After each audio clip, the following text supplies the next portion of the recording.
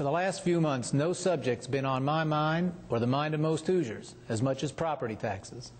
In almost every county, some homeowners were hit with huge increases. In some counties, it seemed almost everyone got a big jump. Assessments were inconsistent and often grossly unfair.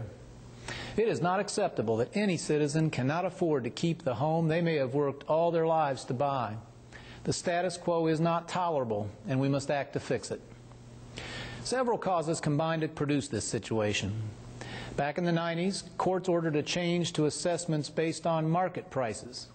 In 2002, the legislature repealed the inventory property tax on business and switched from reassessment once a decade to once a year, or trending. And the biggest factor of all, total local spending on schools, libraries, school construction, and other services has continued growing faster than taxpayers' incomes. When that happens, property taxes can only go up. We've been here before. Repeatedly over the last 35 years, state government has tried to help out. State taxes have been raised and the money used to subsidize local budgets and reduce property taxes. By now, 85% of school operating costs are paid for by our state taxes, not our property taxes. Half the sales tax, 3 cents out of 6, is sent back to support local government, or your property taxes would be far higher than they already are. What we do next must learn from this history, because the old approach has not worked.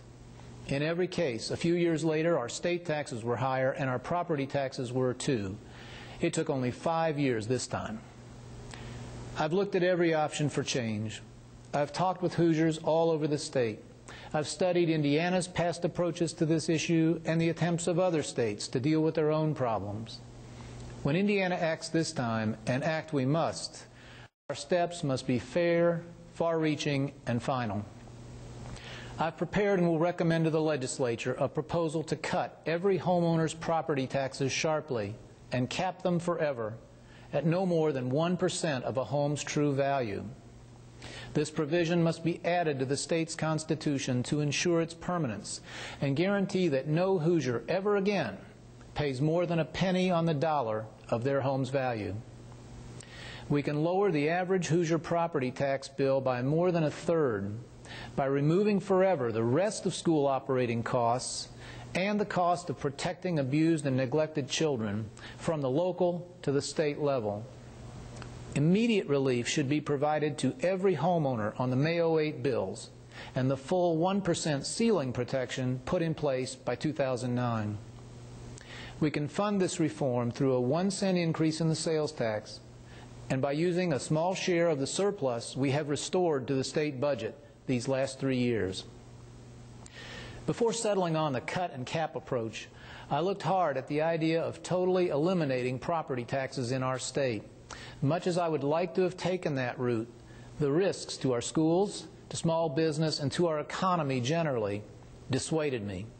In particular, I could not support the large increase in personal income taxes paid by every Hoosier worker and most small businesses, which would be necessary for total elimination.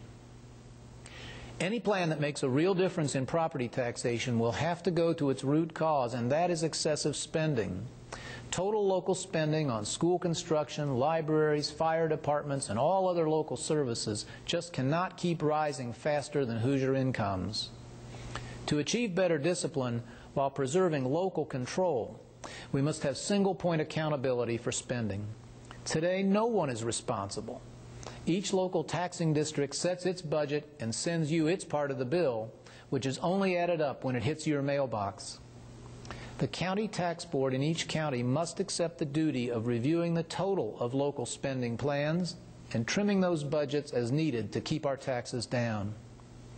As further protection against overspending, we should strengthen taxpayers' direct say in local decisions, especially the borrowing for new schools and other construction, which has been the biggest driver of property tax increases. I'll propose that any significant new capital project or any spending beyond the growth in local income must be approved by voter referendum. Next, we must protect other property taxpayers from being exploited. I'll propose hard ceilings with no exceptions and no loopholes of 2% for rental properties and 3% for other businesses, also written into our Constitution. Finally, our unfair and unfixable assessment system must go. I'll propose the elimination of all political assessors and the appointment by each county council of a single, qualified, and certified assessor to oversee trained professionals in conducting future appraisals. Immediate relief for every homeowner, a 1% permanent cap on every homeowner's taxes, an end to unfair and inaccurate assessments, real limits on local spending. As bold as these changes would be, I am very optimistic of achieving them, especially if you will help. In the last 3 years, we've already solved problems like the state government deficit and the state highway shortfall that people said would take years or were simply impossible.